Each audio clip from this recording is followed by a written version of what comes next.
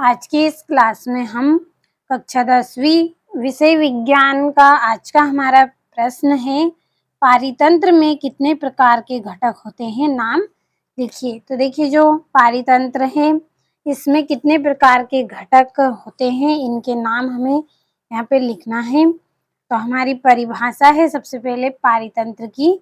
तो देखिए, किसी क्षेत्र के सभी जीव तथा वातावरण के अजैव कारक, कारक को हम क्या बोलते हैं, घटक भी बोल सकते हैं या फिर कारक, संयुक्त रूप से पारितंत्र कहलाते हैं।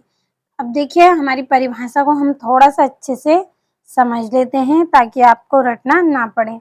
तो किसी क्षेत्र के सभी जीव, यानी कि देखिए किसी भी क्षेत्र के सजीव जीव होते हैं जो जिसमें देखिए जो चल फिर सकते हैं, सजीव, इस तरह के जो जीव होते हैं, या फिर वातावरण के अजैव कारक, यानी कि जीवित और अजीवित दोनों प्रकार के इसमें क्या है, कारक संयुक्त होकर, संयुक्त मतलब आपस में मिलकर क्या करते हैं, पारितंत्र बनाते हैं। उसे ही हम क्या कहते हैं, पारितंत्र कहते हैं।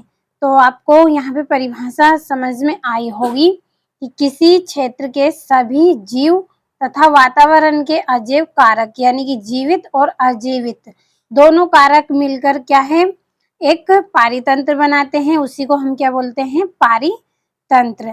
तो इसके दो प्रमुख घटक हैं। तो इसके दो प्रमुख घटक कौन कौन से हैं? तो पहला है हमारा जैव घटक। जैव घटक, तो देखिए इसमें क्या आएगा हमारा जैव घटक के अंतर्गत, घास, वृक्ष, विभिन्न जंतु। तो जैविक घटक के जो उदाहरण है हमारे कौन कौन से हैं, घास है, वृक्ष है, विभिन्न जंतु, और इस तरह से बहुत सारे होते हैं इसमें जैविक घटक के अंतर्गत, लेकिन मैंने यहाँ पे थोड़े ही नाम आपको बताए हैं। और दूसरा है हमारा अजैविक घटक। तो अजैविक घटक के अंतर्गत क्या आता है? तो देखिए इसमें ताप है, वर्षा है, वायु, मृदा, पहाड़ एवं खनिज इत्यादि, ये क्या है, सब प्राकृतिक घटक है, अजैविक घटक। तो आपको यहाँ पे इसके उदाहरण भी अच्छे से समझ में आए होंगे कि अजैविक घटक के अंतर्गत कौन है। इसको हम भौतिक कारक भी बोलते हैं। तो ताप है, वर्षा है, वायु है, मृदा है, पहाड़ है एवं खनिज इत्यादि। तो देखिए, ताप में भी हम कोई परिवर्तन नहीं कर सकते हैं और ना ही कोई वर्षा में, वायु में, ये सब क्या है, प्राकृतिक कारक है।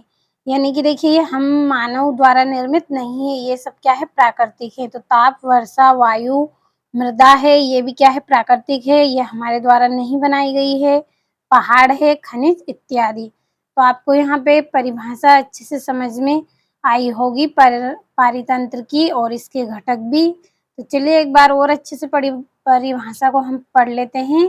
तो किसी क्षेत्र के सभी जीव तथा वातावरण के अजैव कारक, किसी क्षेत्र के क्या है, सभी जीव है, और वातावरण के क्या है, अजैविक कारक है, जो क्या करते हैं, संयुक्त रूप से पारितंत्र कहलाते हैं।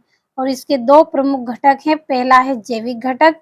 तो जैविक घटक के अंतर्गत आता है घास, वृक्ष, विभिन्न जंतु, और अजैविक घटक के अंतर्गत क्या आता है, भौतिक कारक जैसे ताप, वर्षा, वायु, मृदा, पहाड़ एवं खनिज इत्यादि। तो अच्छे से आप यहाँ से स्क्रीनशॉट लीजिए और अपनी नोटबुक में अच्छे से नोट कर ले और अच्छे से आप कंप्लीट कर ले। ये अध्याय 13 का प्रश्न है, तो एग्जाम में आपसे पूछे जाते हैं, तो आप कंप्लीट कर ले अच्छे से।